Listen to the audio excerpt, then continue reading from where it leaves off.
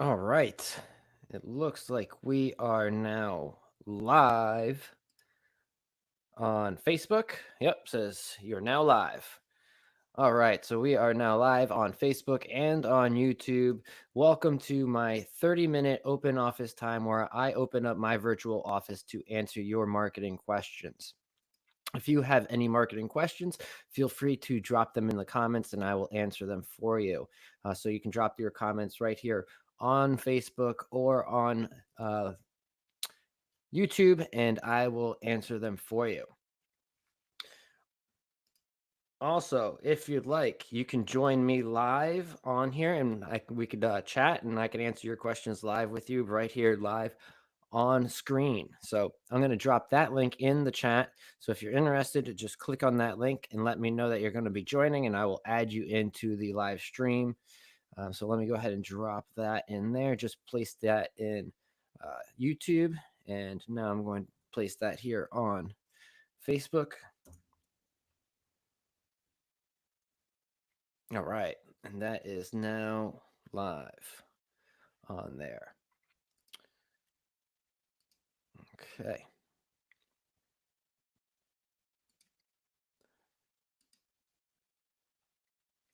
All right. Well, happy Friday. I do have some questions here that I'm going to answer.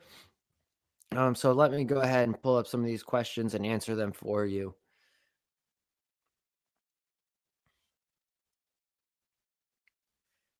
All right. So the first question that I got was uh, just some advice for someone that's starting a new business, right? So, you know, just what's some advice that you would give someone that's starting a new business?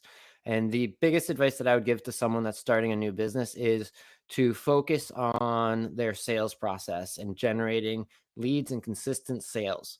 Because if you can generate sales consistently, then you don't really have anything to worry about except for the back end problems, which is fulfillment, right? Whether you're selling a product and need to produce more products, or whether you're providing a service and need to fulfill that service, and you can always get more help to fulfill your actual services and get more help and create more product to fulfill more orders. But if you're not getting any orders and you're not getting any sales, then you don't have anything there, and it's harder to grow a business. So that would be the biggest thing that I would tell someone that's starting off is focus on how you're going to be generating your sales and how you're generating your leads so that you never have to worry about where your next sale is coming from. The next question I got is actually very similar to that, but it's what marketing tips would you share with your younger self just kicking off a business, right? So, just starting off a new business, what would I tell myself as far as marketing tips? So the biggest thing, a few things that I would tell myself would be to be consistent with the marketing, right? As an agency owner, especially first getting started, being a solopreneur, you tend to turn on and off your marketing, and when times, when things get really busy, you turn it off. And then when things slow down, you just tend to turn it back on. But it takes time for the marketing to be effective. So consistency is the biggest thing when it comes to marketing, and just staying top of mind with your ideal prospect so that they always know who you are, what you do, and how you can help them. And so that would be the first step.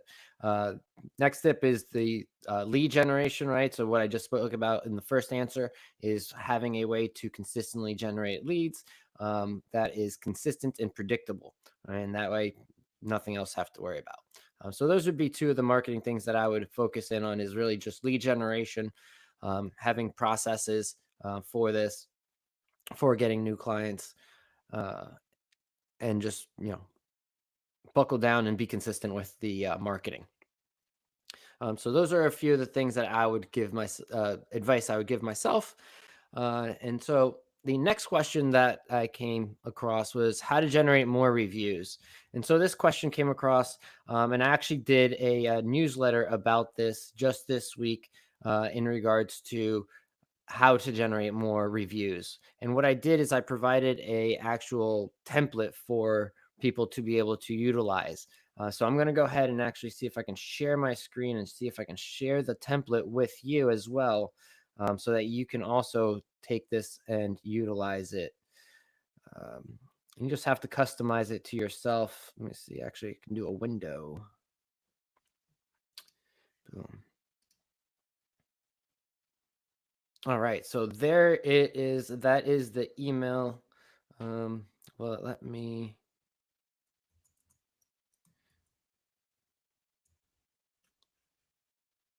adjust what you see. There you go. So I believe you should be able to see the subject line. So it says, "We'd love your feedback," and then it has the client's name, and then it says, "Hi, client's name. I hope this message finds you well. Your trust in the company name for product or service means the world to us. We're committed to delivering not just results, but excellence. So all of this can be customized to your product or service here. We're reaching out to kindly ask for your help. Google reviews help us share the positive experiences that our uh, valued customers like you. Uh, would you mind sharing your feedback and then put your company name? If you have any reservations about giving a 5-star review, please let us know first. Your satisfaction is our top priority. So essentially, here you want to make sure that they're going to give you a 5-star review, not by telling them to give you a 5-star review, but by making sure that they have no reservations about giving you a 5-star review. This way, they're more likely to give you that 5-star review and not just be like, "Yeah, they were great," and give you a 4. Be like, "No, it needs to be a 5," right? That's essentially what it's saying here is that you strive for 5.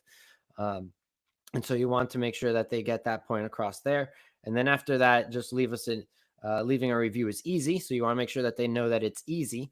Just click here. You'll link up the link there, or you can just put your Google link right after that. But essentially, it's about thanking them for their business, letting them know that they're valued and their feedback is important to your business, and that you really strive for 5 stars, and that if they feel for whatever reason they cannot give you a 5-star review, that they need to reach out to you. Right. And so that way you can fix it and whatever the issue may be, right? Like a 4 doesn't cut it. You want 5s. Um, and so this is to help, make sure that you get that 5-star review. And so I shared this through my newsletter yesterday. If you're not on my newsletter, it goes out every Thursday or Friday, depends on the week. But typically on Thursdays, I share a marketing tip, some sort of advice. So if you'd like to join that, I'll drop the link in the comments so that you can join the email list and get more information and tips and tricks like that as well. So let me go ahead and share that link real quick. So again, this is my 30-minute open office time where I open up my virtual office to you to answer any of your marketing questions. So if you have any marketing questions, please feel free to drop them in the comments, and I will answer them for you. So we are live on both Facebook and on YouTube. All right, I got a question here from Daniel. Our marketing strategy is something that should be reviewed and changed over time, or is it set it and forget it type strategy? No, there should never be a set it and forget it strategy when it comes to your marketing, just because things are always changing, especially if you're utilizing digital platforms, right? So if you're leveraging Google Ads, um, doing SEO is changing a lot. If you're utilizing Facebook, Instagram ad, any platform that's online that you don't control, their algorithms always change, right? So, things are going to change, the results are going to change, and you have to constantly be monitoring that to make adjustments to your strategy, in order to continue with the success that you're seeing. Yes, there can be times where you turn it on and, the strategy's working really well and it can work for a long time. Uh, you know, and so that's great. Yes, if it's working, yeah, you don't want to, break it. You want to keep it going. And if anything, you want to test other avenues and keep that one rolling as well and expand your strategy, per se, after that. Uh, and so, yeah, so always be, monitoring your strategy to review that and see what's going on. Oh, let me go ahead and stop this share. There we go. Just realized that was still running there. But yeah, so we'll always be monitoring your strategy there to make sure that you are uh, performing the best capable with your campaigns. So I hope that answers your question there. And talking about strategies, one strategy that a lot of business owners are hesitant with is video advertising strategies. And so, one avenue that I actually advertise on for clients is on Hulu. And so, a lot of people actually watch Hulu, whether they stream the live stuff or, there's a lot of subscribers for Hulu. But what a lot of people don't know is it's not as expensive as it used to be to run an ad on television. Hulu is essentially television, just in a digital format now.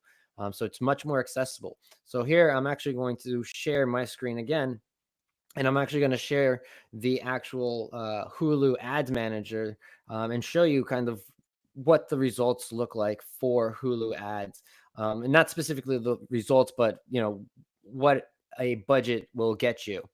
Um, so let me share this with you. I'm going to share this tab right here. Boom. All right. So you should be seeing right now is my Hulu Ads Manager. And so currently I have it set up within the targeting section, but I'm going to go back to the budget section, and show a few things. So here they enter, you can have a budget of a minimum of $500. Now I have this set to run for 30 days. If I do less than 30 days, I may be able to do a budget for $500. But typically you want to run, for 30 days, and you want to at least do $1,000, right? Because what they recommend is to have at least 1,000 ad impressions every single day, right? Which means your video ad will be shown to at least 1,000 people every single day, right? How many people can you possibly talk to in one day? Now imagine talking to 1,000 people every single day about your business. That is video marketing. And so here, if I hit next, then we can go into the actual targeting, right? So when you do Hulu ads, we can target specifically the specific zip codes, cities, states, DMAs. You can exclude specific areas. So if you're doing a county, you can exclude certain cities within that county, so that your ads are only showing to your ideal customers or within their ideal area.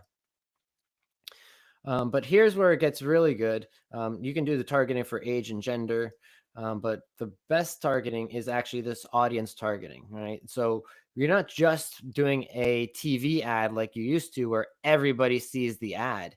Now with Hulu ads, we're actually able to target specific demographics and interests within this audiences. So there's two different audiences. Disney has their own audience. Hulu's owned by Disney, if you didn't know. But Disney does have their own database of different things. So here's some examples of things, right? So here's some characteristics, and here's like automotive, right? So these are people that are into cars. CPG, consumer product goods, right? So people that are into these types of products. Coffee lovers, convenience stores, people that are home improvement shoppers, household products, right? Pet stores, people that are going to pet stores. So if you own a company and you want to get in front of more pet owners, you can run your ads right to anybody that shows interest in pet stores. There's finance here, right? So real estate, retirement investment. Then there's just so much that you can go through each one of these. And what I do is I work with the client and kind of go through all of these to really narrow down exactly who it is that they want to get in front of.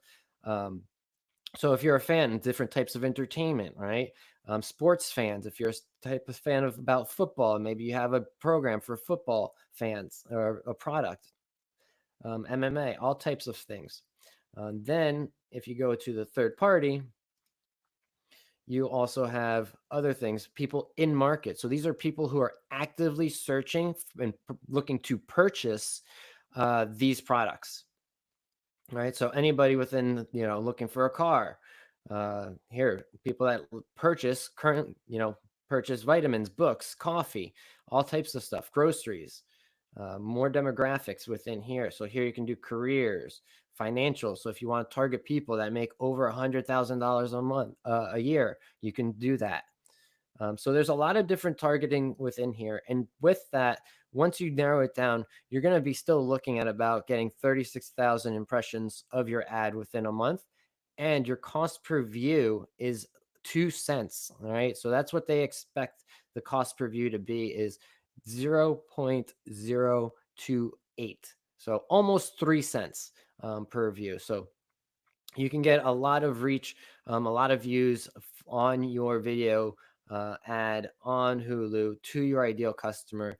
And so that's something that a lot of small business owners don't know. Yes, you do have to produce a video, and yes, it should be high quality. And yes, that's going to be an investment, but at least this investment isn't going to go to waste if you utilize it for some sort of advertising, whether it's on Hulu, Facebook, YouTube, on your website. Right. So invest in video marketing and video advertising because there's a lot of reach to it. And it's a very cost effective way to build your brand and get out in front of people. All right. I've been like blabbering on here.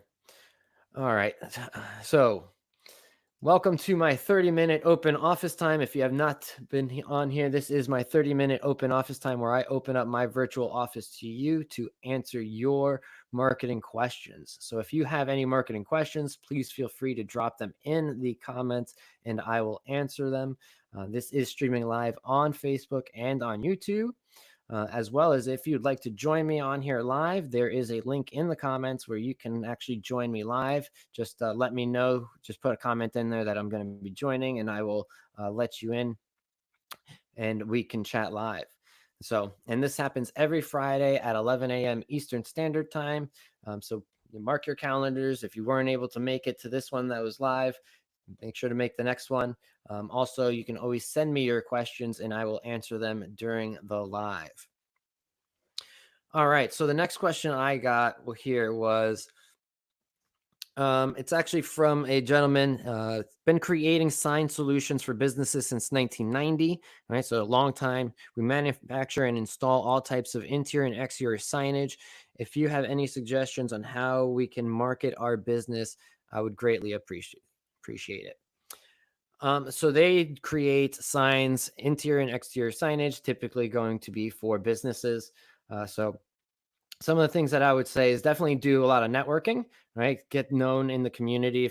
I would imagine you're pretty well known, being that's been established since 1990. So I think it's more of probably creating more of an online presence and making sure that you have an online presence so that when people are searching for, signs within your area, add that in there. That way you show up within the search results, right? So SEO would be really important for that, as well as community events, right? Coordinate with people that are creating events within the area, right? Because they need signs for their events. And so if you become the official vendor for their signs, you're going to get promoted and more words going to get out. People are going to ask them, oh, who did your signs? And then they're going to reach out to you for those signs. So that's a couple ways to kind of market a sign business. And then as well on the digital side, I would say to be creating content of the process of creating the signs, especially if you're manufacturing the signs yourself, is the behind the scenes part of it. So you can create really cool videos of behind the scenes and then the final product being placed on the actual building, whether that's on the exterior or on the interior. It's a great way to build content, and then other people will see that you build these custom signs and then people will reach out to you as well. And all of that can be placed on all platforms, all social platforms, on your website, but you definitely want to get it out there on the social platforms. And that's what I would recommend for an interior and exterior signage maker for businesses. All right. Next one. My company will be exhibiting at a trade show in June. What advice, tips, or suggestions do you have to make the booth stand out and draw leads and interest to the products? So I got a lot of advice for this, a lot of thoughts for this one. So the first thing is when it comes to the booth itself, I know a lot of people want to, keep it nice and clean. And yes, you want it to be nice and clean and you want to utilize your brand colors, but utilize a color that may pop, right? So like if someone's walking down an aisle and sees 15 booths, yours is the one that stands out because it's got this hot pink banner that's standing out in front of it or something, or that sticks out, something that makes people, draws their attention. Too many times everybody's booth looks exactly the same, so there's nothing that catches your eye and draws people in.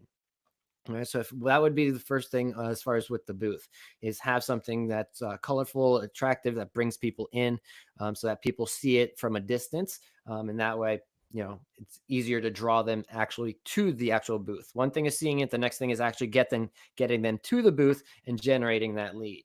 And to do that, since you are offering a product, I would actually do a raffle, and create a sign up sheet for people to opt in for that raffle. So any trade show that you go, do a raffle. If it's multiple days, do a raffle per day, right? So people have more chances to win. Um, and so do that. And if you entered on the first day, you're still into it for the second day, but just make sure to enter the contest so that you have a chance to win, this awesome, amazing product that we have here.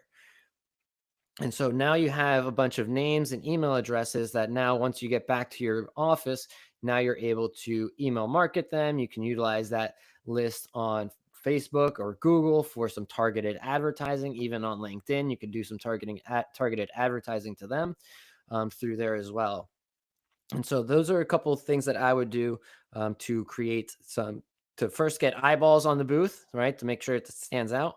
And number two, to draw in leads, right? So no one's going to opt in to get a product from you unless they have some sort of interest in getting the product, right? Even if it's free, people aren't going to sign up for something that they aren't going to use, or have no interest in. They're going to have some sort of interest in it if they signed up for your giveaway. And so that's how I would do that at a trade show. All right.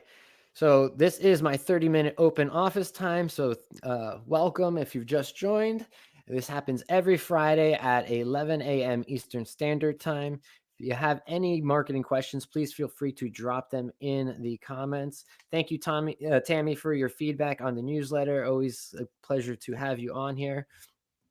So thank you for joining. So we got a few more minutes. I have a few more questions. Let me pick this. Let's see, what's the next one? So the next one is, okay, if you could give one piece of advice to local businesses looking to improve their lead generation efforts, what would it be? So that's a great question. One piece of advice to a local business owner to improve their lead generation. I don't have any other details about their current lead generation or anything like that, as far as how it's going. But let's say it's going well, and they're looking to improve on what they're currently doing. So whatever they're currently doing, if it is working well, I would probably double down on that. Right. So if it's running ads, I'd probably spend more money on ads. If it's doing more networking events, I would do more networking events. So it's all about whatever you're doing. If it's working, do more of it. All right. If what you're doing is not working, well, now you need to start to pivot and see other avenues as far as ways to generate your leads. And so, depending on how you're currently generating your leads, you can make adjustments to what you're currently doing, or you can completely change your strategy to generate leads in a different way. But whatever you do, it's about being consistent, with the lead generation process. So whether that's networking, you have to be consistent with continuing to go out there and networking. Whether it's creating content like I do here and online, you have to be consistent with it. You have to continue to do it. That way people will continue to see it. And so, if you're looking to improve on what you're currently doing, you are going to have to make adjustments. And now you have to measure what it is that you're doing. So, how many people are you touching? How many people are you reaching out to? How many people are your ads reaching? How many people are engaging with your ads? How many people are submitting the form on your website? Where are those people coming from? So, there's a lot of moving parts when it comes to the lead generation. So, that's where it's, have one avenue, master it really well, improve on it, create another one, work that one, and just continue to build out multiple streams of lead sources.